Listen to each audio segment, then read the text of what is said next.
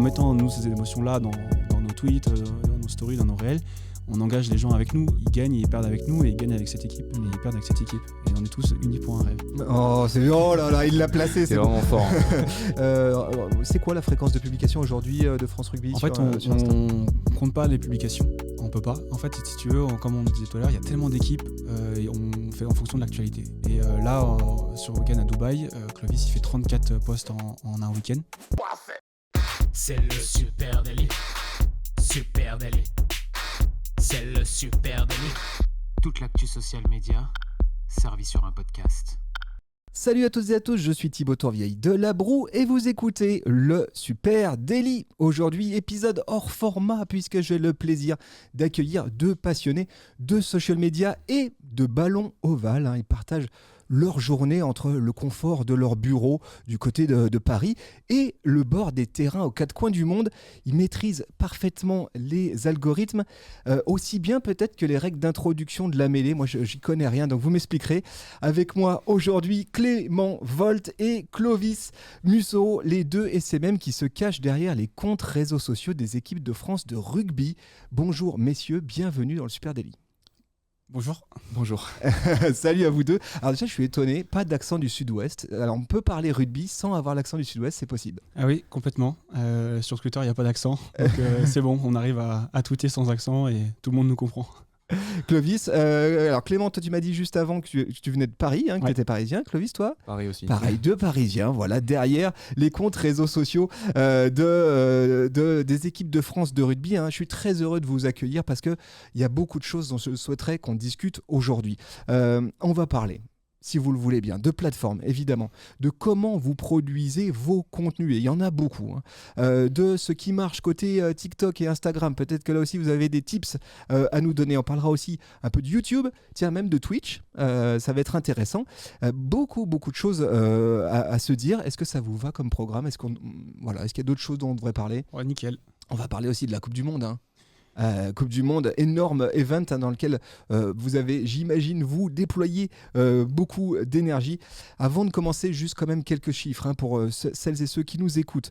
Pour bien situer ce que vous faites, France Rugby, ce sont 1,1 million d'abonnés sur Instagram. 1,1 million. Quand on commence à avoir un M à la fin, là, ça devient très sérieux.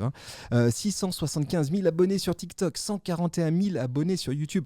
Là, je vous donne qu'une partie de l'échiquier, de l'écosystème social media, des chiffres énormes. Et tout ça, c'est entre autres, grâce à vous deux qu'on le doit. Comment ça se passe? Vous travaillez en binôme, Clément, Clovis? Ouais, on a un binôme. Alors après, on n'est pas que tous les deux. Donc ça fait déjà maintenant 4 ans qu'on est ensemble tous les deux, mais on est drivé par Jeanne, notre responsable, et on a à côté de nous un photographe, un pôle contenu, et on a Vincent qui travaille en free, qui est là quasiment toute l'année avec nous et qui est surtout là en soutien quand les équipes de France sont à Marcoussis en stage ou pour les matchs.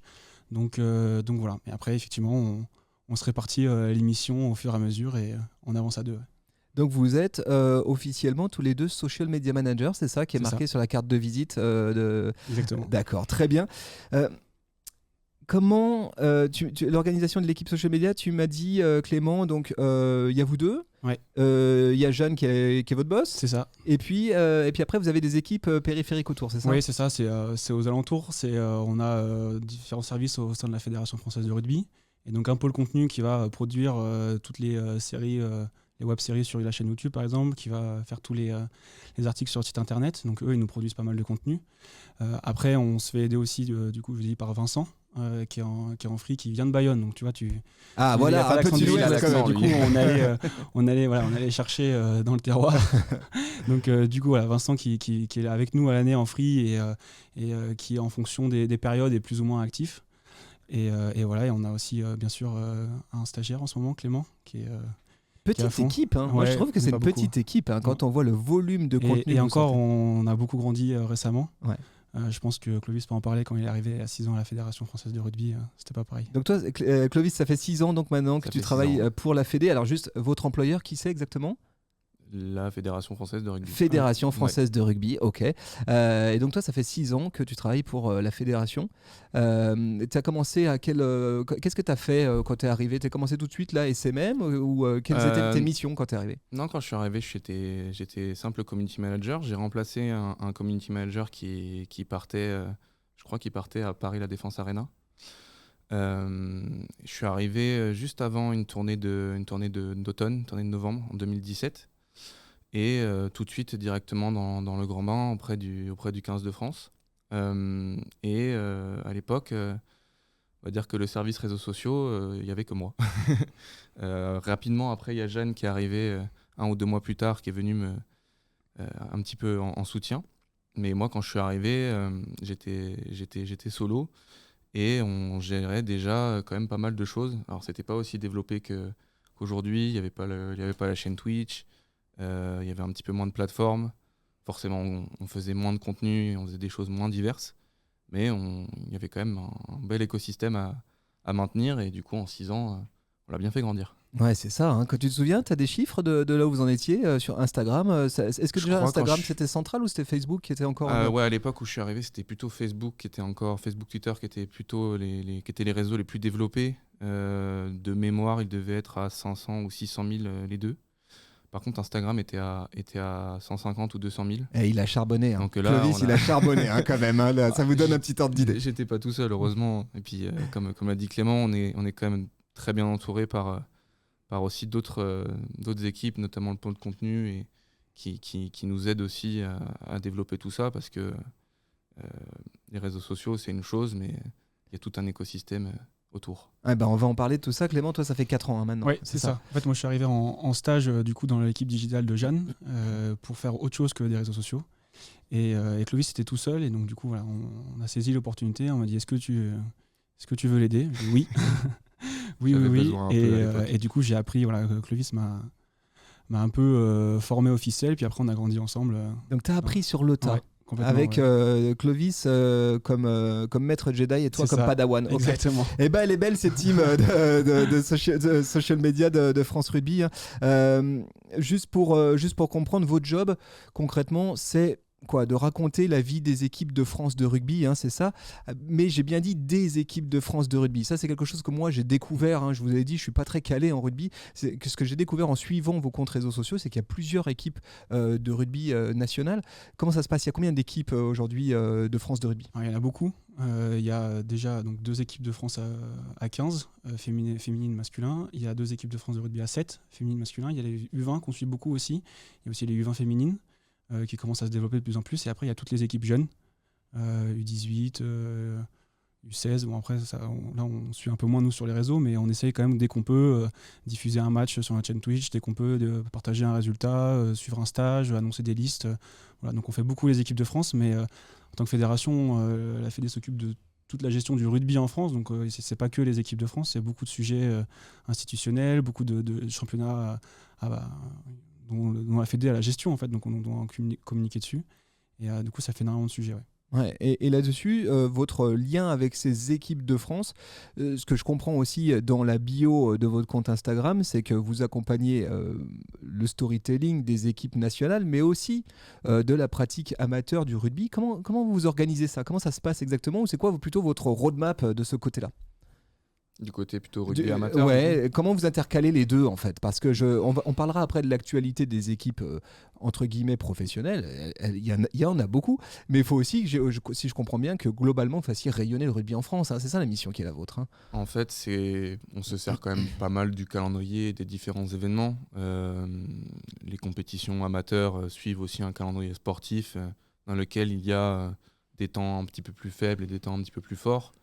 Le lancement de la saison, les phases finales, le moment aussi où la saison commence avec la semaine nationale des écoles de rugby qui est à la rentrée, au moment où les enfants ont à choisir leur sport pour la rentrée.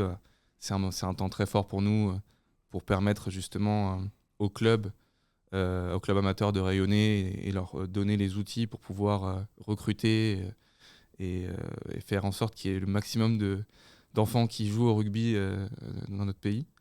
Donc en fait on se positionne surtout de cette manière par rapport au calendrier, par rapport aux dates importantes. Et on essaye d'être au maximum au soutien, au relais quand il y a des choses qui se passent aussi dans le monde amateur. Parce que, comme disait Clément, c'est pas que les équipes de France. Notre travail, c'est de faire rayonner le rugby de manière générale.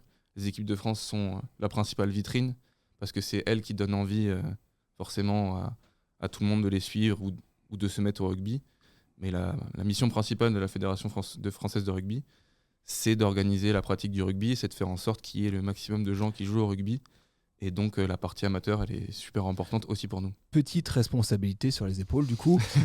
Et donc j'ai cru comprendre que vous étiez amené à passer beaucoup de temps aussi en déplacement directement là où les équipes nationales vont. Clément, toi tu reviens de Nouvelle-Zélande, c'est ça? Je dis pas de bêtises, c'est ce qu'on m'a dit, ma source m'a dit. Et puis toi Clovis de Dubaï. Racontez-moi un peu ça, qu'est-ce que vous faisiez Clément, qu'est-ce que tu faisais en Nouvelle-Zélande? Alors moi c'est un peu particulier pour la Nouvelle-Zélande. En fait j'ai en plus du social media, j'ai un autre rôle au sein de l'équipe de France de rugby à 15 féminine.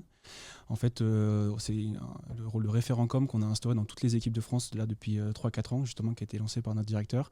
Donc en fait, le but, c'est qu'il y ait un membre de la direction de la com qui intègre chaque staff des équipes de France afin de faire le relais entre le staff et les équipes de la com de la Fédé ou avec les médias, la presse ou la Fédération internationale. Donc du coup, moi, en tant que community manager, j'ai intégré le staff du 15 de France féminin. Et du coup, je suis amené en fait à me déplacer avec elle. Avec le jogging et tout, là, carrément, vraiment ça, en mode staff. C'est ça, wow, exactement. okay. Donc, quand je suis avec elle, je suis et community manager et référent com. Et donc, du coup, j'étais en Nouvelle-Zélande donc, pour cette nouvelle compétition qui s'appelle le Women 15. Donc, on a fait 3 matchs, dont un gagné contre la Nouvelle-Zélande. Et voilà. Exceptionnel, ça. Et toi, Clovis, tu étais à Dubaï. Et qu'est-ce qui se passait à Dubaï? Moi, j'étais à Dubaï. C'était l'ouverture de la saison de rugby à 7. Le rugby à 7, il est organisé, c'est un circuit mondial en fait, sur une saison. Il y a plusieurs étapes, donc plusieurs tournois dans plein de villes dans le monde. Et en général, traditionnellement, la saison s'ouvre au mois de décembre à Dubaï. Donc là, c'était le début de la saison 2023-2024, si je dis pas de bêtises. Et donc, c'était la première étape. Un tournoi de rugby à 7, ça se déroule sur un week-end. Donc j'y suis allé quelques jours avant parce que pour traiter un petit peu les entraînements et puis un petit peu l'avant-tournoi. Et donc j'ai couvert le tournoi de Dubaï où les filles ont ramené une belle médaille de bronze Cocorico. pour commencer la saison. Ouais. Vous savez que là, ce que vous êtes en train de raconter, il y a un paquet de CM et de SM qui sont en train de kiffer, de se dire putain, si je pouvais sortir de ma boîte à néon là et aller sur le terrain, ça me ferait plaisir. Vous, c'est quoi le ratio? Combien de temps vous passez sur le terrain et combien de temps vous passez dans les bureaux, les grosses masses comme ça? Voilà, comme ça, je dirais un tiers dehors. Un bon tiers dehors. Bon tiers du temps dehors en déplacement. Ouais. C'est fou ça, c'est génial. Mais c'est particulier à notre métier. On est tous community managers, mais nous, on a la chance d'avoir un produit qui est fou, quoi. C'est-à-dire qu'en fait, on suit les équipes de France, que ce soit à 7 ou à 15. Et du coup, ça fait la particularité de notre métier. Et c'est vrai que comme tu dis, c'est exceptionnel. Ouais, Clovis, toi, en 6 ans, j'imagine, tu as voyagé aux quatre coins du monde, du coup. Ouais, on en a fait quelques-unes des compétitions. Mais après, ça dépend, comme tu posais la question, le temps qu'on passe à l'extérieur, ça dépend aussi des années et des saisons. Il y a des compétitions il y a des années avec des compétitions qui sont plus longues, donc on passe plus de temps à l'extérieur. Par exemple, cette année, une année de Coupe du Monde, forcément. Là, juste cette année, la Coupe du Monde, si on met la préparation dedans, ça dure 4 mois. Donc forcément, ça fait un paquet de temps dehors. Après, il y a des années quand même où c'est un petit peu plus calme. Mais oui, en 6 ans, j'ai eu la chance de couvrir 2 Coupes du Monde à 15, 2 Coupes du Monde à 7, pas mal d'étapes aussi sur le circuit à 7, des championnats du monde aussi des moins de 20 ans. Donc ouais, ça commence à faire. Ouais, ça commence à faire. Et alors, ce que je comprends, c'est que vous allez sur le terrain parce que vous produisez du contenu. Hein. C'est ça aussi. Là, devant moi, j'ai 2 SMM tout terrain. C'est-à-dire qu'ils sont capables, attention les gars, ils sont capables de te faire de la strat, de te faire de la tactique pure et dure social media, de connaître par cœur les formats, j'imagine de faire des retombées stats parce que la Fédé, il faut la nourrir avec ça. Et aussi, à un moment donné, juste de sortir le matos et d'aller faire du contenu. Qui c'est qui produit le contenu qu'on trouve aujourd'hui sur les différentes plateformes social media de France Rugby? C'est nous. En fait, on est d'abord community manager et c'est comme ça que tous les deux on a commencé. Donc c'est nous avec Vincent, avec Clément aussi qui peut le faire, et en fait on est avec les équipes tout le temps, avec notre téléphone, avec Julien, notre photographe, qui va nous faire beaucoup de photos, avec un vidéaste du pôle contenu qui va nous faire la web série associée à chaque équipe. Et en fait tout vient de là. Après en sport, il y a toujours des diffuseurs, d'autres médias qui vont créer du contenu qu'on va pouvoir aussi utiliser. Notamment les France Télé sur le tournoi destination, voilà, on va pouvoir utiliser leurs images de match, ou le World Rugby pour les étapes de rugby à 7, on peut avoir des contenus un peu simples de résumé ou des plus beaux essais. Mais sinon, c'est là par exemple on reprend quelque chose de très frais comme Dubaï. Tous les réels sur notre page Instagram de Dubaï, c'est Clovis avec son téléphone. Toutes les photos, c'est Julien avec son appareil photo. Ça, c'est génial. Je trouve que ça, c'est le vrai social media comme on le rêve, quoi. C'est-à-dire, je suis à la source, je produis le contenu. Qu'est-ce qui se passe aujourd'hui? C'est quoi la place d'un CM quand il se déplace avec une équipe de France, avec une équipe nationale de rugby? Est-ce que toi, Clovis, qui est là depuis quelques temps, est-ce que tu as l'impression que la place du CM au cœur de l'équipe, elle a changé? C'est-à-dire, on a l'impression aujourd'hui que fait partie prenante du staff, du storytelling aussi. Peut-être que les joueurs ou les joueuses sont plus à même aussi de jouer le jeu. Est-ce que tu as senti une évolution par rapport toi, tes premiers déplacements avec les équipes de France de rugby et puis aujourd'hui? Oui, forcément. Premièrement, de part aussi de l'importance que les réseaux sociaux ont pris au fur et à mesure des années. Au début, c'était quelque chose qu'on traitait parce qu'il fallait le traiter et qu'on sentait qu'il y avait un potentiel. Aujourd'hui, c'est vraiment quelque chose qui est associé à la performance des équipes. Et dans le traitement, c'est quand même fondamentalement différent. Les staffs sportifs avec le travail aussi de notre directeur et des gens qui au quotidien ont échangé avec les staffs sportifs, on sent bien que c'est un aspect qui doit être maîtrisé. C'est un aspect qui compte dans la performance s'il n'est pas maîtrisé et qui peut devenir problématique s'il n'est pas maîtrisé. Donc ouais, il y a eu vraiment une grosse évolution par rapport à ça.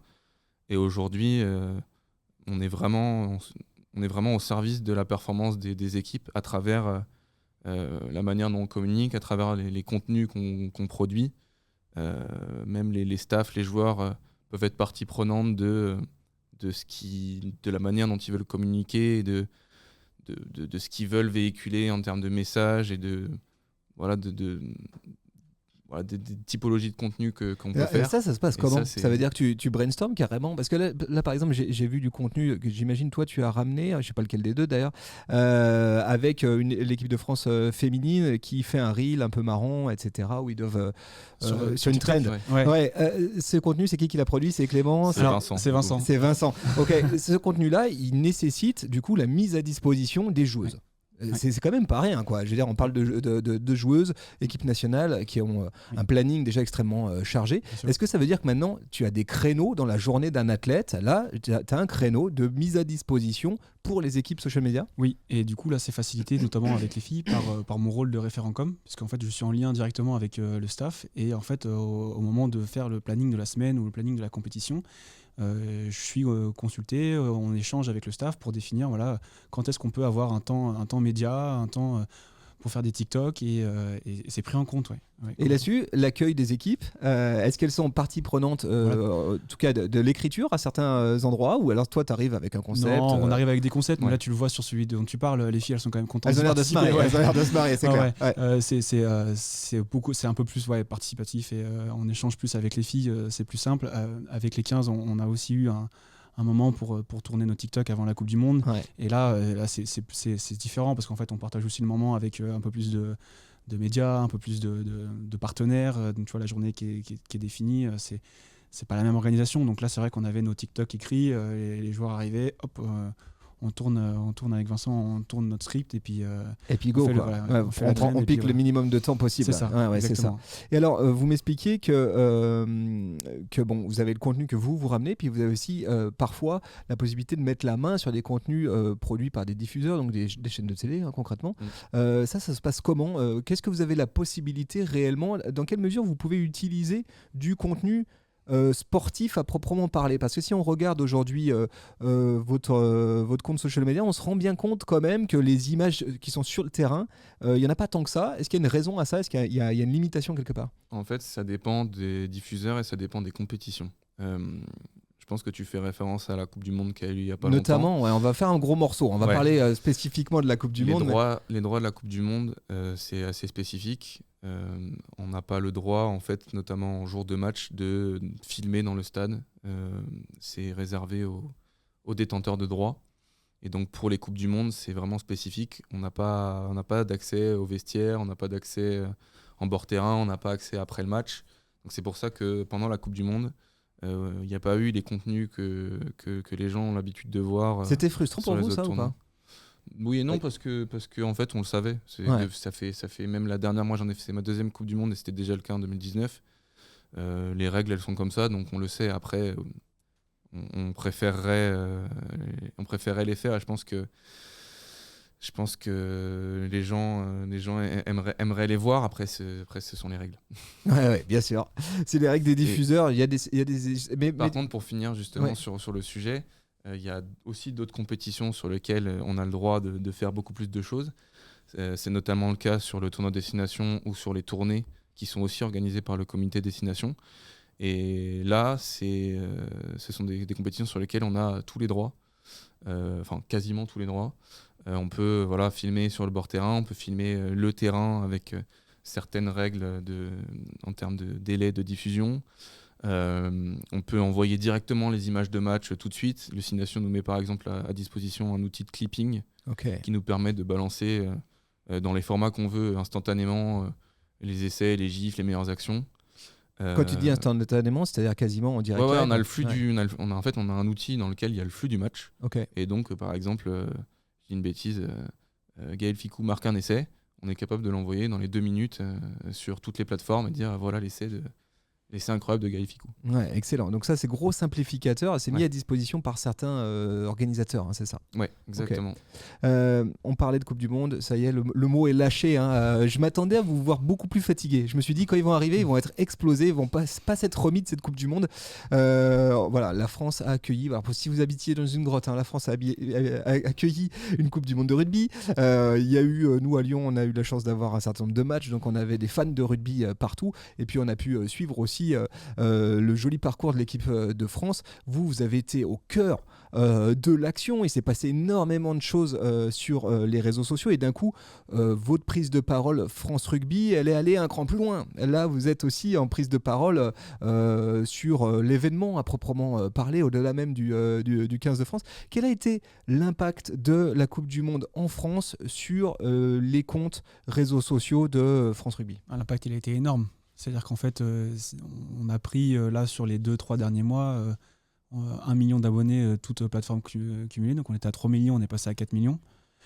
Si on fait juste un focus sur Insta, dans juste la semaine, les 3-4 jours autour du France-Nouvelle-Zélande, pour le coup d'envoi de la Coupe du Monde, on a pris quasiment 100 000 abonnés. Et en fait, 2-3-4 jours après, on passait le million en plein milieu de phase de poule. Donc c'était assez exceptionnel. Dès qu'on postait quelque chose, on a vu une différence énorme. On avait eu un petit échauffement lors du Grand Chelem 2022 qui nous avait permis un peu de voir effectivement tout le potentiel que pouvait avoir aussi cette équipe qui est dans un microcosme rugby le long de l'année, mais qui au moment du tournoi destination ou au moment d'une Coupe du Monde comme ça, en fait change complètement de dimension et appartient complètement à tous les Français. Et ça se voit aussi notamment sur les audiences de matchs télé. C'est-à-dire que on passe d'un 6 nations à 6 ou 7 millions de personnes devant la télé à 15-16 millions juste pour le premier match de la Coupe du Monde. Donc nous, sur les réseaux sociaux, dans nos DM, en commentaire, les nombres de likes, ça a été 3 mois un peu hors du temps, quoi. Ouais. Une belle tempête. Ouais, c'est ça. C'est pour ça que je m'attendais vraiment à vous voir épuisé. Je crois que c'est Jordan qui m'a lâché un chiffre avant. Il m'a dit que vous étiez avant Coupe du Monde à 850 000 abonnés sur Instagram et que là vous avez passé les 1 million 100. Donc on voit l'impact. En fait, on s'est fait presque un peu piéger. C'est-à-dire que le visuel 1 million et il n'était pas prêt. Vous n'aviez pas les ballons. Non. Donc en fait, c'est cette semaine-là, la fameuse semaine juste avant la France-Nouvelle-Zélande. même pour avoir du coup vécu au stade ou aux alentours, il y avait un engouement, mais pas que sur les réseaux, mais du coup les réseaux étant aussi liés à la réalité, il y avait un engouement autour du match qui était tellement énorme que nous sur Instagram, en plus on a pu, c'était Clovis qui était en Inside cette semaine, faire beaucoup de réels sur les entraînements, sur la cérémonie d'ouverture, pas au stade mais au lieu de base où ils étaient à Rueil-Malmaison. La cérémonie d'accueil. Cérémonie d'accueil, pardon. Et donc voilà, ce genre de choses. On avait fait beaucoup de réels et c'est les réels qui nous permettent aussi, tu vois, de nous développer, à attraper du nouveau public. Et là, cette semaine-là, ça a été fou et on était à 950 000, 960 juste après le match et on s'est regardé. Mince. Ça arrive vite. Là, il va falloir en plus le deuxième match de phase de poule contre l'Uruguay à Lille arrivait très vite. Il était dès le jeudi suivant. Et donc effectivement, il me semble qu'on a mis quelques jours à dégainer le visuel. Avant, moi j'ai l'impression que cette Coupe du Monde, elle était aussi sur les réseaux sociaux, il y a une évidence. Et juste un truc, avant la Coupe du Monde, la France était loin derrière les autres nations. En termes social, pur et dur. On pense aux Anglais, Nouvelle-Zélande, l'Afrique du Sud, qui vraisemblablement avaient une longueur d'avance en social media. Et puis, il y a eu cette Coupe du Monde qui nous a permis à nous, Français, de revenir dans la compétition. Est-ce qu'il y a une compète comme ça entre les fédés ? Est-ce que ça existe aussi ? Il y a un petit côté compétitif à cet endroit ? Non, pas trop. Parce ils me regardent avec un sourire quand même. Ouais. Ils ont fait... non, en fait, on les a regardés. Nous, on se le met. Avec les Anglais. Et puis sur le nombre d'abonnés. Mais en fait, il n'y a pas trop de compète parce que on vit pas les réseaux sociaux de la même manière, on vit pas le rugby de la même manière. Et donc, du coup, en fait, si tu veux, on s'inspire assez peu. Enfin, on regarde ce qu'ils font, on suit, on veille parce que c'est super intéressant, ils sont très forts. Mais en fait, on va jamais les copier, on va jamais s'inspirer parce qu'ils ont une culture du rugby, ils ont une culture des réseaux sociaux qui est assez différente. Et donc on va aller regarder le nombre d'abonnés pour un petit défi en se disant est-ce qu'on va réussir à les rattraper sur la Coupe du Monde. Rattraper les Anglais quand même, c'était bien. Voilà, c'était intéressant, mais pas plus que ça. Et puis les Néo-Zélandais, ils sont tellement devant alors qu'ils ont un petit pays de 5 millions, mais ils ont une marque derrière qui est les All Blacks qui est énorme. Et puis là, je peux continuer longtemps là-dessus, mais par exemple les Néo-Zélandais, ils ont différents comptes. Ils ont leur compte All Black, donc juste l'équipe de masculine. Ils ont leur compte avec juste les filles. Ils ont leur compte Seven et ils ont leur compte Fédération. C'est aussi un peu ce que fait l'équipe de France de foot, par exemple. Et nous, on a notre stratégie et tout avoir sur le même compte. Donc en fait, tu vois, c'est pas complètement comparable. Donc, mais c'est super intéressant de voir comment ça se différencie en fait. Je rebondis sur ce que tu viens de dire, Clément. Vous avez toutes les équipes de France de rugby au même endroit. Est-ce que, et on sait, il y a quand même un porte-drapeau, c'est le 15, le 15 masculin. Ouais. Est-ce que vous êtes posé la question à un moment donné dans la strate social media de la Fédé de dire, on va laisser du coup, on va éviter de se faire aspirer par une prise de parole, ce qui serait trop focus sur le 15 masculin. Quels choix ont été faits à cet endroit ? Pourquoi vous avez fait ces choix en fait ? Tu te souviens, Clovis, toi peut-être, tu as été au cœur de ces discussions ? On a déjà eu ces discussions-là. C'est des sujets qui peuvent revenir de temps en temps et avec le temps, c'est pas complètement interdit qu'on se repose la question plus tard et qu'on change de stratégie. Mais aujourd'hui, la décision, elle est assez simple, c'est que, comme tu le dis, le porte-étendard, c'est le 15 de France. Et nous, on veut valoriser tous les rugby. On veut aussi valoriser le rugby amateur. Et ça a beaucoup de sens, en fait, du coup, de mettre tout sur un seul compte. Parce que, en fait, justement, la visibilité du 15 de France permet, du coup, aussi, et je pense notamment à tous les gens qui sont arrivés pendant la Coupe du Monde et qui, là, ont vu débarquer, par exemple, du contenu sur du rugby à 7. Ça permet aussi mais d'un coup, à ces gens-là, ça donne une exposition aux autres équipes, ça donne une exposition à d'autres thématiques. Et après, nous, on le mesure. C'est-à-dire que si on voit que tous les gens pendant la Coupe du Monde, c'est pour ça que c'est un moment un petit peu aussi, on regarde ça. Si tous les gens qui sont venus pendant la Coupe du Monde tout de suite s'en vont, parce qu'on met plein d'autres choses, c'est quelque chose qu'on pourra peut-être reconsidérer. Mais voilà, ça fait 1 mois et demi, on a passé plusieurs événements, ce week-end à 7. On voit que c'est pas du tout le cas et que les gens restent et sont toujours autant engagés, donc il n'y a aucune raison qu'on change de stratégie. Et puis c'est pas qu'une stratégie social média, c'est aussi une stratégie fédérale. Ouais, c'est ça. Comme tu l'as dit, le 15 de France masculin en porte-drapeau, c'est pareil sur tous les autres aspects de la Fédération française de rugby. Et donc nous, finalement, on découle cette stratégie sur les social médias, donc en n'ayant qu'un seul compte. Mais en fait, si on se séparait, on serait un peu en décalage par rapport à tout ce qui est fait au niveau des partenaires, au niveau de l'organisation même de la Fédé, où structurellement tout le monde est à Marcoussis. Voilà, c'est c'est plus que les réseaux sociaux, quoi. Tout à l'heure, on parlait des autres équipes nationales social media. Est-ce que vous avez des liens justement avec ces autres équipes social media? Vous êtes amené des fois à discuter avec les Anglais, avec la Nouvelle-Zélande, comment ils font eux leur social, etc. Ouais, bien sûr. Par exemple, à Dubaï, là, ce week-end, j'ai discuté pas mal avec le social media manager des Irlandais. Ouais, on est souvent amené à discuter avec eux, déjà parce que en fait, c'est toujours bien à chaque rencontre, notamment quand on se déplace aussi à l'étranger, dans leur stade, de prendre contact avec eux, parce qu'ils connaissent bien les lieux, parce que voilà, ils savent comment ça fonctionne. Et nous, on fait pareil avec eux quand ils viennent en France. Ça peut être aussi intéressant pour s'échanger du contenu ou pour... je dis une bêtise, par exemple, si on a un match d'une équipe de France jeune sur laquelle on ne se déplace pas forcément, le fait d'être en contact avec eux, ça permet aussi de Tu peux pas facilement m'envoyer 2-3 images. récupérer du contenu, récupérer C'est la des grande photos. fraternité des CM du rugby, ça c'est beau. Exactement, et du coup on fait la même chose aussi quand ils ont la même problématique sur des événements en France.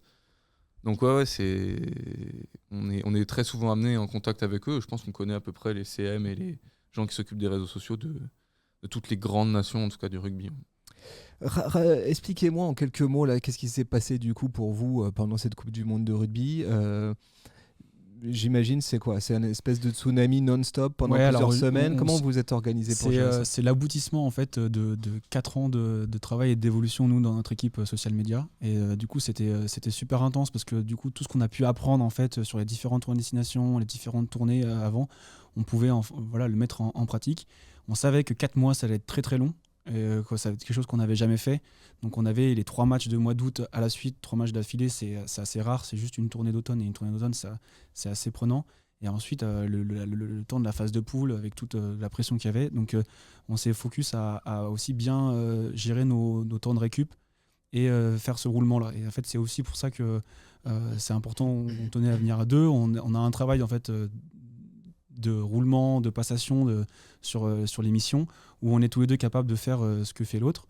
Et en fait, ça nous a permis aussi de vivre ces 4 mois sans être, comme tu t'attendais, à être trop fatigué. Donc en fait, on s'est focus, on avait un roulement et du coup, c'est sur les moments forts, on était présent.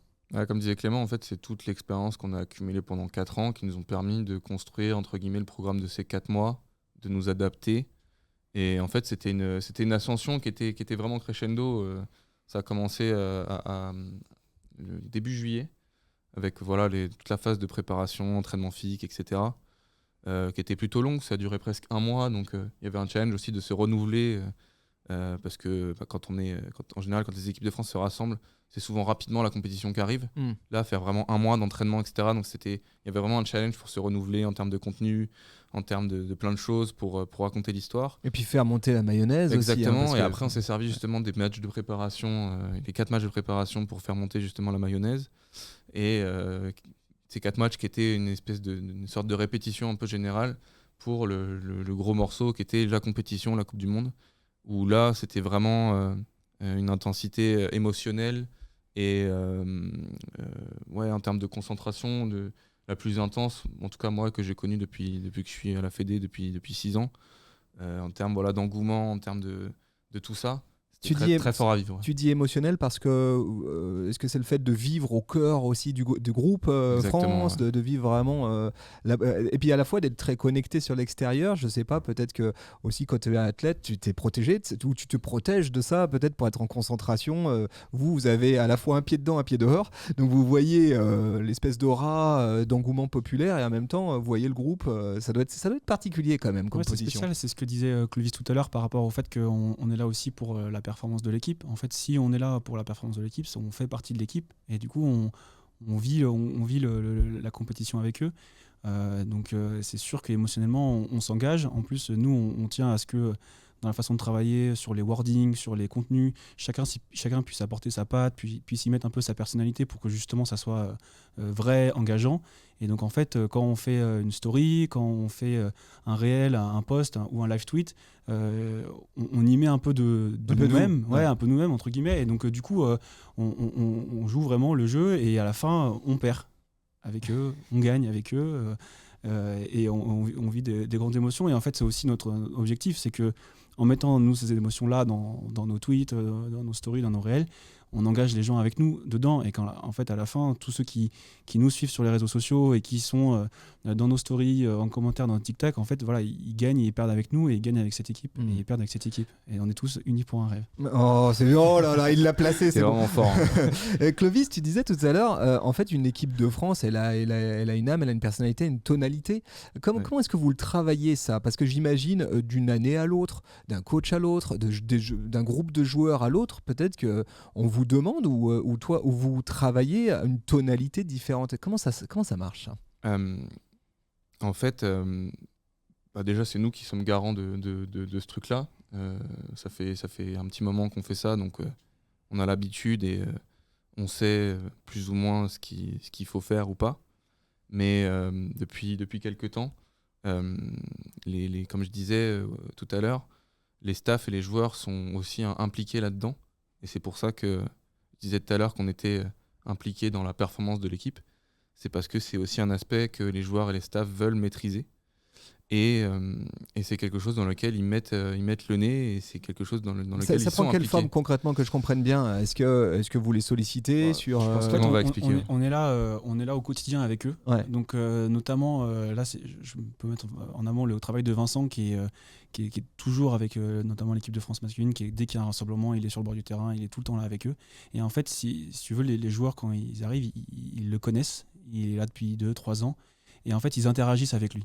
Ils vont jouer avec la caméra, quand ils se font des blagues entre eux, ils vont se dire est-ce que Vincent nous a filmé ? Quand ils vont faire un beau geste, Et en fait, si tu veux, on a construit autour des années une complicité avec eux. Une relation de confiance. Une relation de confiance. Et en fait, qu'on filme une connerie qu'il ne faut pas mettre ou une connerie qu'il faut mettre, ils savent que nous, on va faire le bon choix. Et donc, il y a une confiance. Et ça, c'est notamment en grande partie grâce au travail de Vincent de proximité, qui est là aussi parce qu'on a réussi avec ses référents com à s'installer dans les staffs, à s'installer dans les équipes.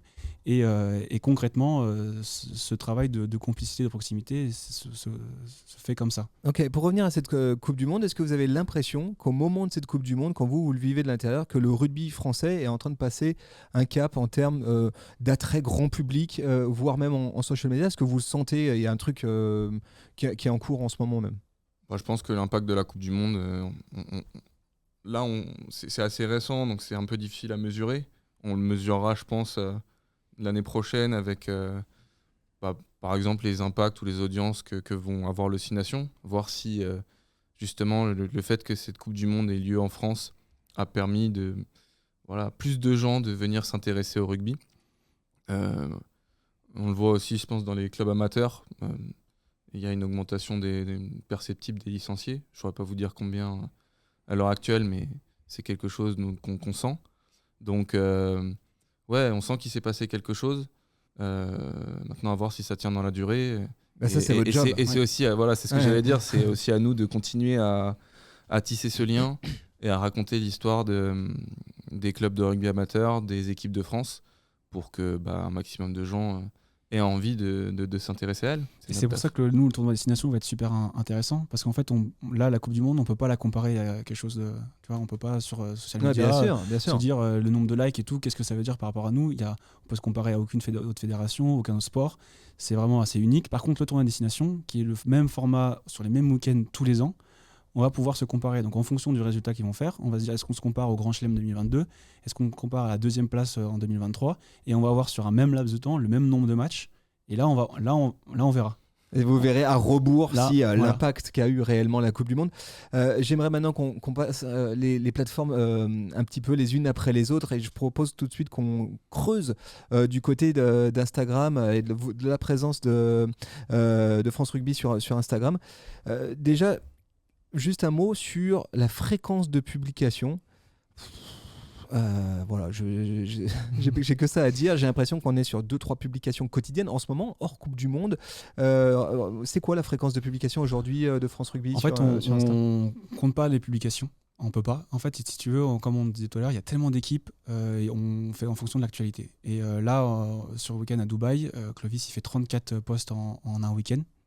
C'est incomparable, mais nous, dans notre stratégie, c'est important que chaque résultat soit mis en avant, chaque match qui arrive soit mis en avant et qu'on puisse avoir cette présence. Alors, pour l'algorithme, c'est assez particulier. Pour notre feed, ça va que c'est plus trop la mode, mais à un moment où il fallait avoir un beau feed uniforme, C'était une galère. C'était pas possible. Ouais. C'était pas possible. Et en fait, voilà, on a des sujets comme le Dubaï qui nous prend beaucoup de posts. Et après, au fur et à mesure de la semaine, on va avoir l'actualité fédérale qui va nous rythmer la semaine et on va avoir 2-3 posts par jour en moyenne. En moyenne, parfois il n'y en a pas. Mais s'il y a, par exemple, là, on a communiqué ce matin une liste des U20 devs qui vont aller en stage. Et bien, ça nous fait un post Insta. S'il était hier, il aurait été hier le post. Là, il est aujourd'hui, donc le post est aujourd'hui. On n'a pas un calendrier fixe en disant pas plus de 3 posts. C'est assez particulier, je pense, par rapport à... Et là tu parlais de performance algorithmique, parce qu'effectivement, quand tu publies 34 contenus en un week-end, on sait tous ici que, algorithmiquement, c'est pas le top. Forcément, tes posts cannibalisent un petit peu entre eux, se marchent un peu sur les pieds. C'est quoi aujourd'hui les KPI qui vous permettent de piloter vos actions social media? Qu'est-ce que vous regardez?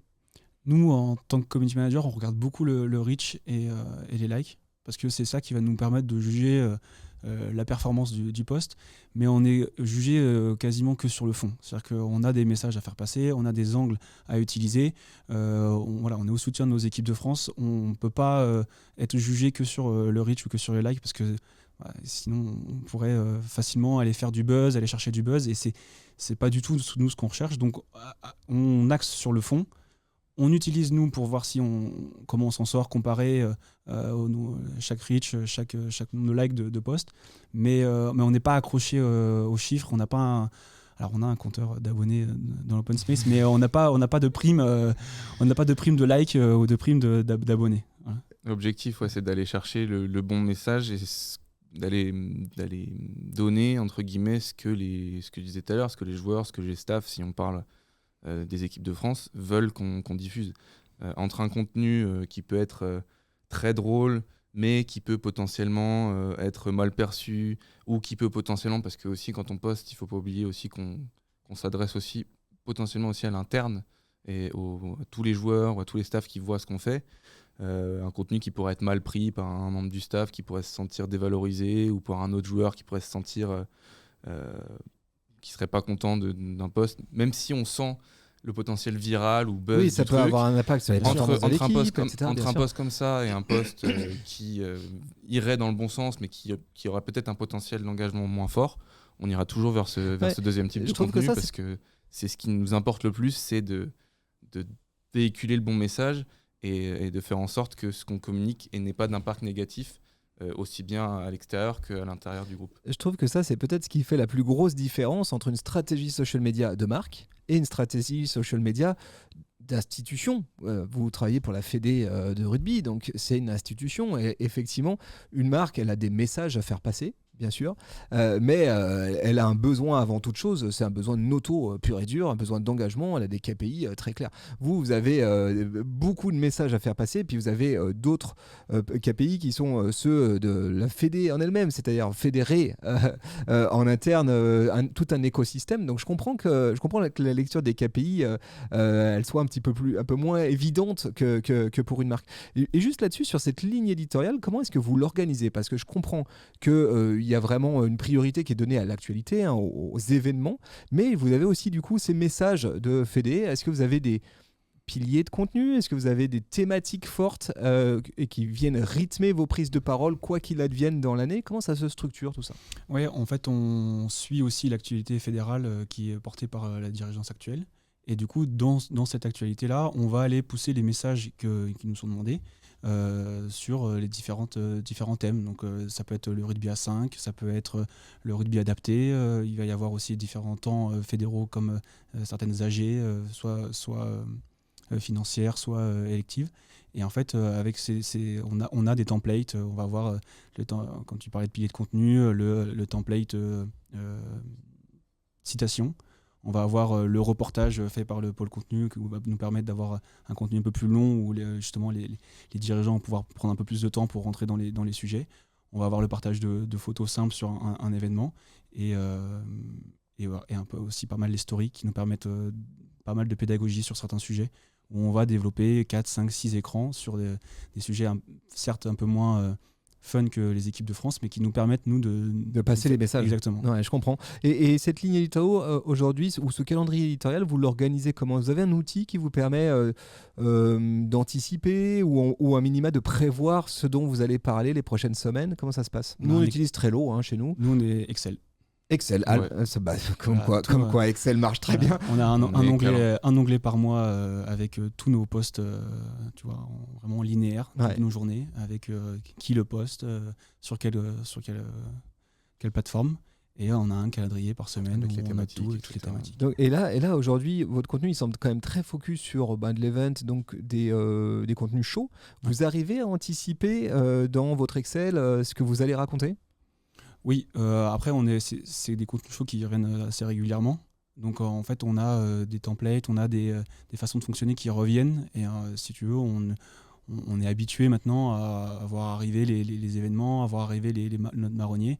Et on sait que en mi-novembre, il faut que tous nos contenus Seven de la saison soient mis à jour. On sait que là, mi-janvier, même assez vite, on va se repencher sur Destination pour que nos contenus, nos templates, Photoshop, tout soit prêt pour l'événement. Et voilà. Et après, au niveau de l'actualité fédérale, en fait, tout est un petit peu déjà un événement. C'est-à-dire que je te parlais tout à l'heure de la Semaine nationale des écoles de rugby. Il y a aussi des temps forts de l'institution. Il y a les semaines de l'arbitrage. Il y a les différentes, comme disait, différentes AG. Il y a les différents déplacements aussi de nos élus qui viennent prendre la parole sur telle ou telle thématique. Et ça, c'est des choses qu'on peut aussi anticiper. Voilà, on reçoit les calendriers, on sait que telle semaine, on va devoir parler de ça. Donc en fait, on est quand même beaucoup sur, même si c'est pas un événement en soi, c'est pas un match, c'est pas un tournoi. Mais c'est de l'actu chaude. C'est de l'actu en général, et c'est comme ça en général qu'on structure notre discours, parce que en fait, tous les acteurs vont être ensemble au même moment, et que c'est plus efficace de fonctionner de cette manière en fait. Alors là, question un peu plus tactique, on va dire. Quelle est aujourd'hui la place du post collab dans votre stratégie Instagram ? J'en ai vu beaucoup, évidemment, j'ai envie de dire. J'imagine, pendant la Coupe du Monde, j'en ai vu une flopée. Là, pour le coup, ça y est allé très fortement. Vous l'utilisez pour quoi faire ? Et est-ce qu'il y a une tactique derrière ? Ouais, il y a deux choses moi, que j'ai en tête sur les collabs. Le premier, c'est les partenaires. Faut savoir que le modèle économique de la fédération et de beaucoup de fédérations d'ailleurs repose là-dessus. Vous avez des partenaires, des marques qui s'associent à la fédération pour pouvoir associer leurs marques aux différentes actions de la fédération et aussi aux équipes de France. Et donc le social media là-dedans en fait partie. Et donc on leur donne via nos comptes pas mal de visibilité, de post-collab qu'on peut faire avec eux. On essaie de travailler en bonne intelligence. Des fois, c'est des collabs qui viennent de nous parce qu'ils viennent valoriser quelque chose qui les intéresse. Puis aussi, on peut aussi faire des collabs sur des contenus qui viennent de leur part quand ça vient de servir aussi le message de l'équipe et que voilà, on travaille en bonne intelligence avec eux. Juste un mot sur les partenaires, ça c'est dealé, c'est un truc aujourd'hui qui est dealé. C'est quelque chose. Genre il y aura X contenu social media dedans. Oui, c'est dealé, et puis après nous on se laisse aussi toujours une part de comment dire, pas d'improvisation, mais voilà, quand on voit que le contenu est vraiment très chouette et qui vient on a toujours cette réflexion là de se dire, est-ce que ça sert notre écosystème ? Est-ce que ça sert les messages que nous, on veut faire passer ? Est-ce que ça sert la performance de l'équipe si on parle des équipes de France ? Et si on répond oui à toutes les questions, on s'interdit pas à leur donner la visibilité parce qu'ils ont tous le même objectif, en tout cas le même objectif que nous, c'est de faire en sorte que les équipes de France performent. Donc, mais oui, en général, c'est dealé. Donc tu disais les partenaires, et puis il y a d'autres... Après, les joueurs et les équipes ou les tournois, c'est-à-dire qui sont les meilleurs ambassadeurs.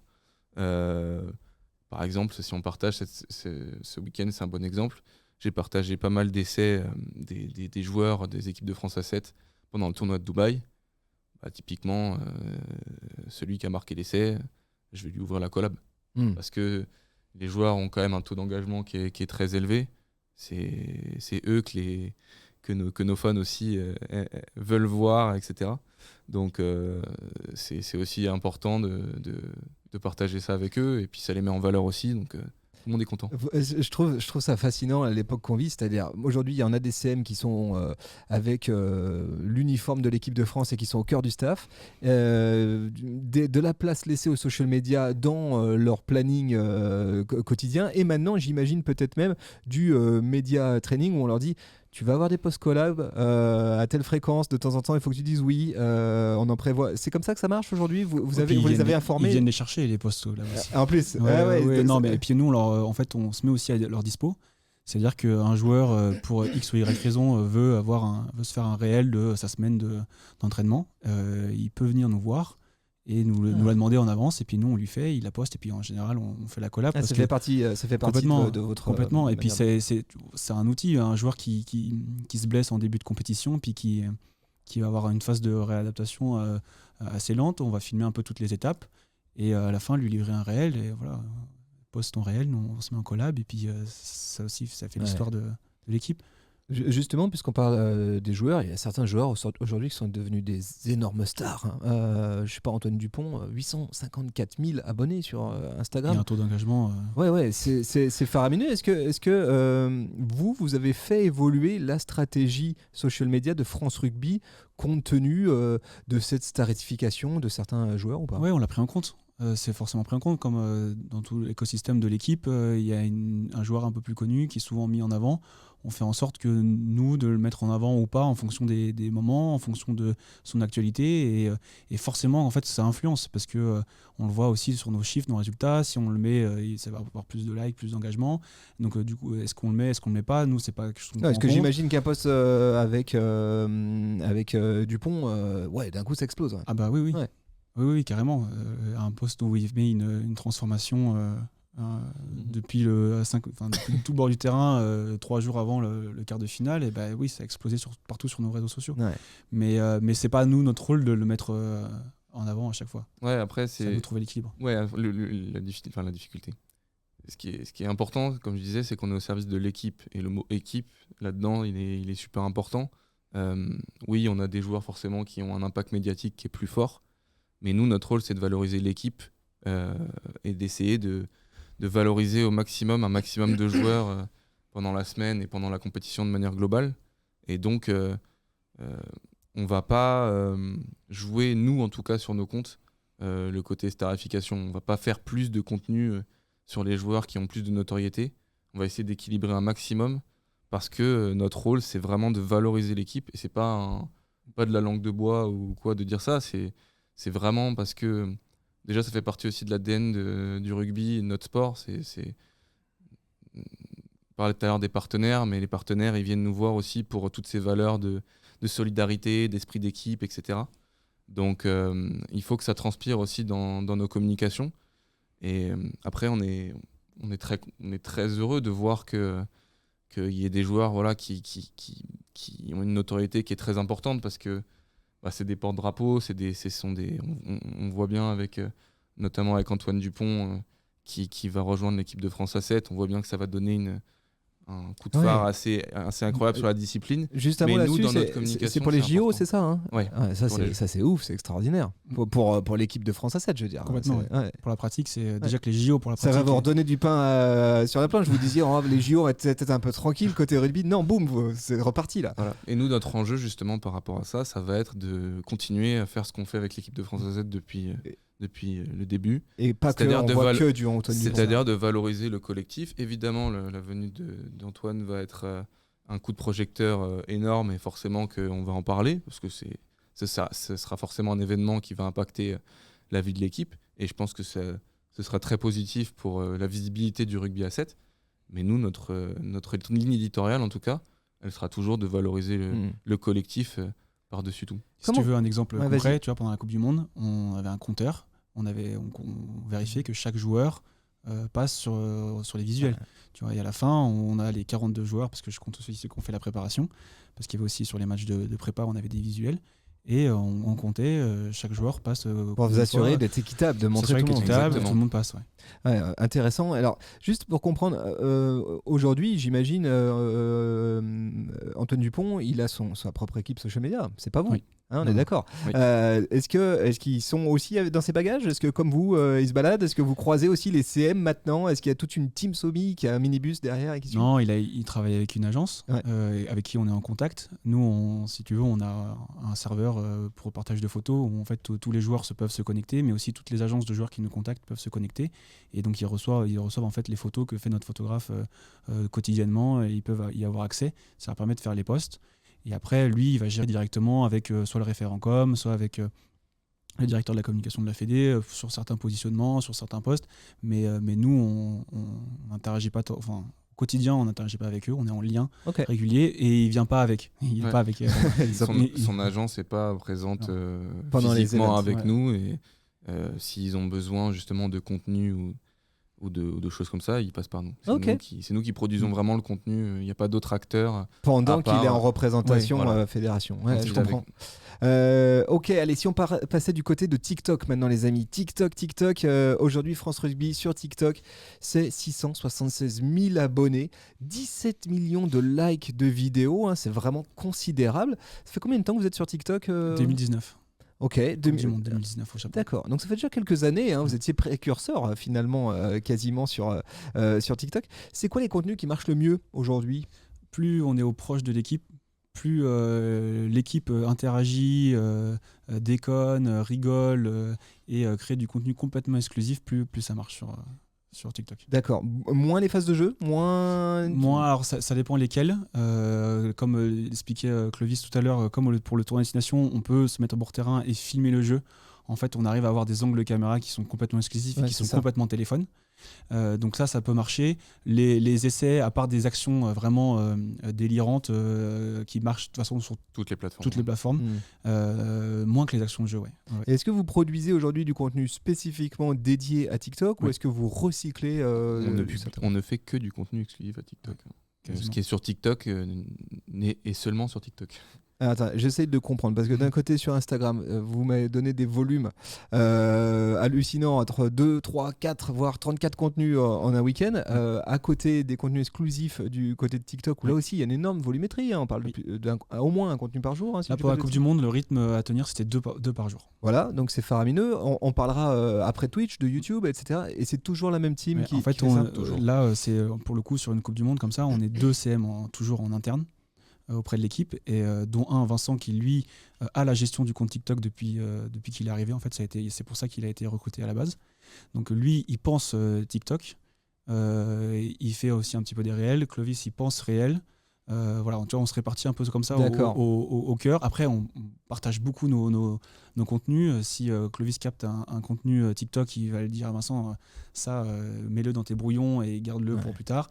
Et donc c'est comme ça. Et c'est par cette présence-là, en fait, avec nos téléphones quasiment toujours en train de tout filmer, qu'en fait, on arrive à avoir une telle dose de contenu qu'on arrive à avoir des contenus exclusifs pour TikTok et des contenus exclusifs pour Insta. Ouais, donc on est d'accord, quand vous êtes une journée avec le 15, en fait votre tel il filme quasi non-stop, quoi. Vous prenez le max de rush, vous faites 3 tonnes de... Pendant la Coupe du Monde, comme disait Clément, on est 2 au bord du terrain à filmer quelque chose. C'est-à-dire que quand tu donnais l'exemple tout à l'heure du drop, de la pénalité d'Antoine Dupont qui a tourné absolument partout, moi j'étais en train de faire autre chose, j'étais en train de tourner un réel de l'entraînement, je me souviens plus exactement ce que j'étais en train de faire, mais j'étais en train de filmer d'autres trucs qui ont moins bien marché parce que la pénalité elle était vraiment belle. Parce que la pénalité était incroyable, mais grosso modo voilà, et ça nous permet en fait ça nous permet aussi de saisir plus facilement des moments authentiques, ce qui est de manière générale, que ce soit TikTok ou pas d'ailleurs, c'est ce que les gens recherchent.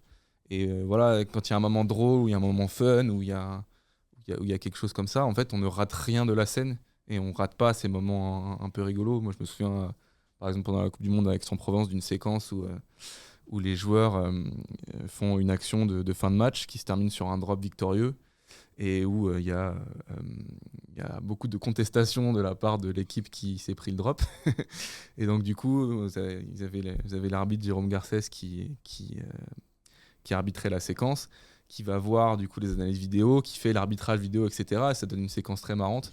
Et ça, on avec Vincent, on est deux sur la séquence. Du coup, moi, je peux filmer la VAR pendant que lui, il peut filmer la réaction de joie des vainqueurs. Donc voilà, on a ce côté aussi. Ce côté-là nous permet de rien rater et de capter vraiment des moments authentiques. Et je pense que le côté de téléphone est aussi indispensable. Déjà parce que les contenus sur TikTok fonctionnent quand ils sont vraiment en 9/16 et qui proviennent d'un téléphone. Et en plus, ça nous permet d'être encore plus proche des joueurs. C'est-à-dire que je pense qu'une caméra avec un micro, selon la taille, peut instaurer une distance. Et nous, avec ce téléphone, en fait, on est comme les joueurs parfois qui se filment. En fait. Ouais. On est au milieu d'eux, on filme au téléphone. Et Clovis parlait de séquences authentiques.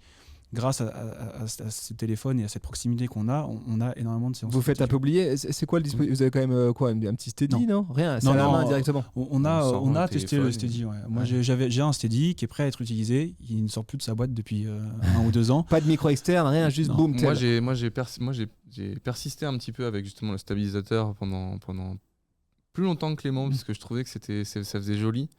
Mais c'est vrai qu'en fait, le côté... je prends le temps, je dois installer mon truc, machin, etc. Puis avec en plus maintenant la qualité des iPhones où la stabilité, pardon, elle est dingue. Ouais. Elle est dingue. Et je vois beaucoup moins de plus-value et du coup voilà, j'ai eu raté quelques moments un petit peu marrants comme ça parce que justement je passais mon temps à installer mon Steady. Et donc, au bout d'un moment, j'ai rejoint la team.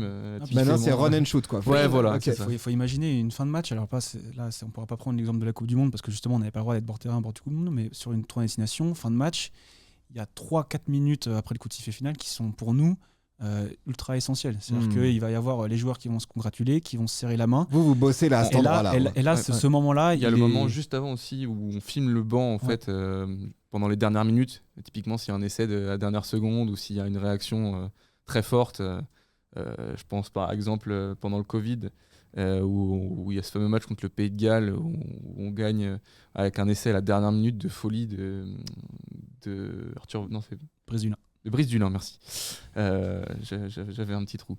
Où on marque à la dernière minute et où la réaction de la tribune des joueurs qui tapent partout est complètement folle et ça fait une vidéo à plusieurs millions de vues.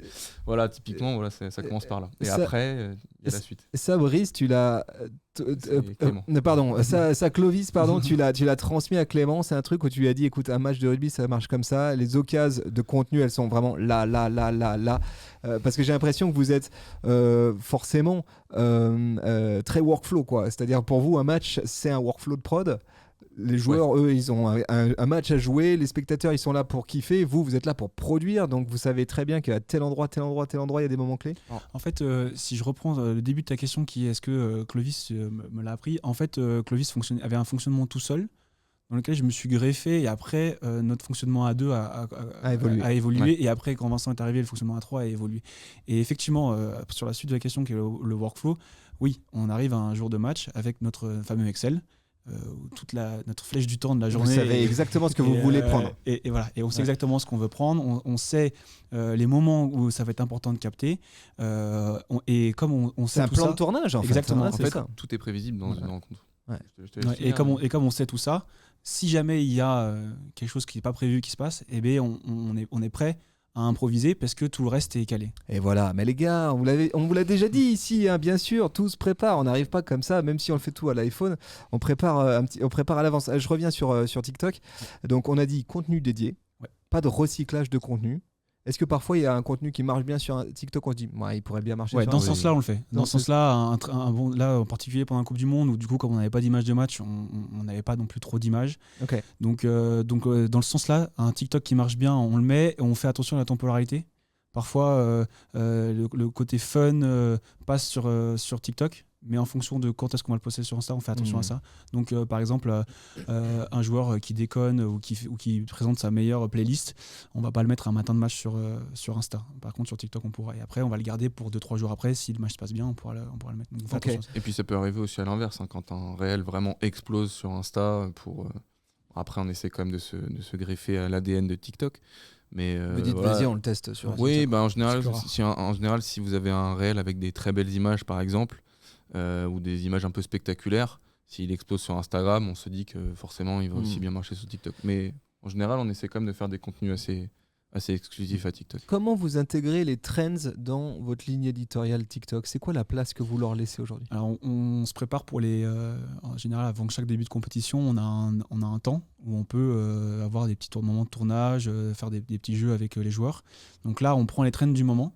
Malheureusement, on est soumis aussi à l'évolution des trends, donc ça c'est quelque chose qu'on prend en compte. Parfois on est en retard, mais on aime bien le faire quand même parce que on apporte une plus-value du fait que ça soit des joueurs de l'équipe de France qui font la trend, donc c'est quand même une plus-value, donc on les fait quand même. Et après, on est influent, on peut les relancer les trends. et après, voilà, on suit au fur et à mesure de la compétition, et s'il y a une trend sur laquelle on peut surfer directement avec les joueurs au bord du terrain ou avec une action de match qui se fait et puis qui colle à une certaine trend, on essaye au maximum. Et c'est aussi pour ça que l'apport de Vincent a été vachement important nous, dans notre fonctionnement. C'est-à-dire que quand on a commencé à fonctionner à deux, on était très branchés Facebook, Twitter, Insta, et on pensait Facebook, Twitter, Insta. Et en fait, TikTok, c'est un autre cerveau. C'est une autre façon de penser, une autre façon de produire et une autre façon de veiller. Et moi, je faisais beaucoup de veille sur TikTok parce que j'adore ça, mais j'avais beaucoup de mal ensuite à produire et à penser TikTok sur le terrain. Et en fait, l'apport de cet autre cerveau qui, lui, ne pensait que à TikTok nous a fait énormément de bien et nous a permis de beaucoup nous développer et à vraiment lancer la chaîne TikTok en 2022. Comment vous faites votre veille là, sur TikTok? Quand vous tombez sur une trend cool, vous la stockez quelque part? Vous faites quoi? Moi, on s'envoie sur WhatsApp. On a 2 comptes WhatsApp. On a une compte où on parle et une compte où on s'envoie des visuels et on envoie des liens. Que des contenus en fait. Ouais. Bien joué. Et comme ça, tout est là et vous savez où le retrouver. Ok, malin. Je vois aussi que vous intégrez de plus en plus de galeries photos dans TikTok. Ça, c'est un format qui marche plutôt bien, qui est intéressant. On s'adapte. Pas d'image de match pendant la Coupe du Monde. Il faut s'adapter. Ouais. Et ça, du coup, vous avez des bons résultats là-dessus? Ça va. Ça va parce qu'on a un produit qui est exceptionnel, qui est le 15 de France. Pour le faire avec le 7 ou avec les filles, c'est un peu moins. Mais ça marche bien. Et puis après, il y a des trends, beaucoup de trends aussi sur les images. Et donc, du coup, si on les sort au bon moment avec les bons joueurs, ça marche bien. Est-ce qu'il y a une recette pour cartonner sur TikTok? Une recette, je sais pas, mais une méthode. Vas-y, si tu as une méthode, je prends. On a quasiment tout dit. Il y a le fait de poster régulièrement, à des horaires précises. Donc nous, Vincent, il poste à midi et en fin de journée, en fin d'après-midi. Pourquoi ces horaires? Parce que c'est ce que nous dit l'algo. D'accord. Je pense que c'est son expérience aussi. Après, tu peux faire c'est une vos petite étude. C'est vos stats. Ouais, c'est ça. D'accord. Une petite étude sociétale sur le fait que les gens ouvrent TikTok peut-être tu vois, à la pause déj et le soir.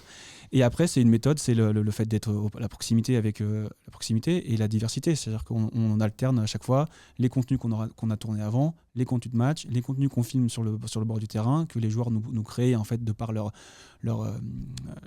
complicité, de par l'attitude qu'ils ont en fait au quotidien. Et puis c'est ça aussi qui fait qu'on a autant d'engagement et qu'on marche aussi bien sur une plateforme comme TikTok. C'est qu'on a une équipe de France, et même les filles, et encore plus aussi à 7, on a des équipes de France qui vivent bien. Et on a des produits qui sont exceptionnels et qui créent des contenus exceptionnels. Et donc nous, on a entre guillemets juste à être là, à filmer et après à répartir sur notre calendrier. Et en fait, voilà, nous on a cette chance-là dans la production de contenu d'avoir ça c'est sur pas les compliqué. yeux. Il a dit on a juste à faire ça. Vous avez compris? C'est pas compliqué. Non, mais en fait c'est assez drôle parce que voilà, on écoute les autres community managers nous parler de TikTok, les marques, les JO, tout ça. Et en fait, ils ont d'autres problématiques. Et par rapport justement à ce contenu-là. Et en fait, nous, de par les accès que nous fournissent la Fédé... Tu veux dire la matière première d'image, elle est folle. Oui, c'est vrai. Et on n'a pas besoin d'une équipe de prod, on n'a pas besoin d'immenses graphistes ou de scènes de tournage. Parce que la matière première, elle est déjà exclusive. Elle est exclusive et elle est 2 fois par jour sur un terrain de rugby pendant une semaine. C'est ce que les gens veulent voir. C'est que quand ils viennent sur les comptes France Rugby, ils veulent voir nos joueurs et nos joueuses. Et donc, du coup, c'est plus facile. Et c'est pour ça que quand il n'y a pas de compétition, notre compte TikTok il tourne il tourne moins vite. C'est quoi le parti pris dans ce cas-là? Vous mettez un jeu cher, non? Si, il y a il me semble une 50aine de brouillons qui sont prêts. Ah, ils sont prêts. Ils sont prêts. Ouais, voilà. Et donc Vincent s'occupe de les répartir au fur et à mesure. D'accord. Donc c'est pour ça que par exemple la traîne dont tu parlais avec les filles, c'est une traîne qui a été filmée au mois d'avril dernier. Ah ouais, ok, d'accord. Voilà. Et en fait qui est un brouillon et puis là Vincent s'occupe de une fois un peu le 15 féminin, un peu le 7, un peu le 15 masculin. Et puis là, à partir de janvier, tous les brouillons de la Coupe du Monde sur les mecs, on va pouvoir commencer à les ressortir et tout. Ouais. Ok, d'accord. On n'a pas j'entends parler de brouillon, donc j'aime bien cette astuce. Est-ce que vous utilisez des outils tiers pour publier, programmer, etc. Comment ça marche? Non, on utilise des outils natifs. Directement au cœur du truc. On a déjà essayé plusieurs solutions, mais en fait, nous, notre besoin, déjà notre calendrier édito de posts, comme disait Clément, il passe via l'Excel. On a toujours fait comme ça et c'est vraiment hyper efficace. On s'attribue les posts, on met l'horaire, on n'a pas non plus un. Après, ça dépend des périodes, mais on n'a pas non plus trop de gens entre guillemets qui interviennent dessus ou un volume de posts qui est ultra conséquent pour avoir besoin d'un outil tiers. Et puis voilà, les outils natifs des différents réseaux sociaux sont très bien. Et puis en même temps, vous n'avez peut-être pas tant d'options pour programmer. Non, ça, si on programme, c'est au max le vendredi pour le dimanche. Ouais, c'est ça. Tu vois, on n'a pas une campagne de posts sur un mois à programmer. Ouais. Donc et ça rejoint ce qu'on disait tout à l'heure, c'est qu'on est quand même beaucoup sur quelque chose de chaud, sur de l'actualité, sur des choses qui peuvent varier. Par tout à l'heure du workflow, un jour de match, la majorité des choses que l'on fait sont prévues. Alors, on rédige tous les posts, on sait que les joueurs vont sortir à telle heure, on sait que le coup d'envoi ça va être à telle heure, l'échauffement, etc. Mais par contre, on ne s'interdit pas aussi, en fonction de l'actualité, de l'événement, de modifier en fonction de comment on ressent la chose. Plus tu as prévu, plus tu peux improviser. Hein, c'est ça qui est bien. Ouais, effectivement. Donc on programme, mais on ne programme pas non plus tant que ça. Allez, je vous propose qu'on bascule du côté de Twitch. Bah oui, parce que France Rugby, ils sont aussi sur Twitch. Hein. Alors là, je me tourne davantage vers Clovis, qui visiblement est le geekos du binôme, si j'ai bien compris. C'est pas mal quand même. Non, mais j'ai l'impression que les deux s'en sortent bien. Mais tu étais très intéressé par les caméras du studio de chez Supernative tout à l'heure. France Rugby est donc sur Twitch avec un compte qui a 39 000 abonnés quand même. C'est pas rien, là encore une fois. C'est Fatos, cette histoire. Vous racontez quoi sur cette chaîne Twitch? L'historique, il est assez simple. En fait, on a commencé à investir Twitch pour diffuser essentiellement les conférences de presse. Parce que c'était un événement qui était plutôt attendu par nos fans. En général, c'est là où on annonçait des choses importantes comme des listes ou des compositions d'équipes. Et le fait d'avoir un lieu sur lequel ils puissent discuter et se rassembler, ça nous a semblé pertinent. Et voilà, après, on voit comment se comporte le marché français vis-à-vis de Twitch. Il y a quand même une spécificité en France sur cette plateforme qui fait qu'aujourd'hui, elle est très populaire, elle est surtout très regardée aussi par beaucoup de personnes différentes, mais aussi sur des cibles qui nous intéressent, à savoir plutôt un public jeune qui peut potentiellement aussi être intéressé par aller un jour jouer et devenir licencié. Devenir licencié, exactement. Donc on s'est lancé dessus et on a commencé à développer d'autres concepts, notamment une émission qui s'appelle En attendant le 15, qui a commencé à partir du tournoi Destination 2022, qui est en fait une émission en avant-match en fait, des matchs de l'équipe de France de rugby à 15 masculine. En fait, on pose un plateau en bord terrain dans le stade. Comme à la télé, à la télé, sauf ouf. que le but du jeu, c'est pas de faire de la télé. On s'adapte vraiment au code de Twitch. On travaille avec des streamers justement qui viennent animer l'émission. Parce que y avait déjà des gens qui parlaient de rugby sur Twitch avant nous, et donc c'était important aussi pour nous de travailler avec des gens qui connaissent la plateforme, qui connaissent les codes. Et donc là, vous êtes allé sourcer des streamers qui avaient déjà, qui à la fois parlaient rugby et à la fois étaient très Twitch. Exactement. Ouais. Et du coup, on pose un plateau donc de H-2 avant le début du match jusqu'à 30 minutes avant le coup d'envoi pour accompagner en fait les gens. Ensuite, ils allument leur télé et ils basculent sur leur retransmission télé. Et on a essayé de construire cette émission vraiment avec les codes de Twitch, avec un maximum d'échanges avec la communauté, en leur faisant gagner des cadeaux, en leur proposant aussi des contenus exclusifs pour eux dans cette émission. Et donc le but de notre présence sur Twitch, c'est vraiment de développer une communauté de gens qui sont très fans de rugby.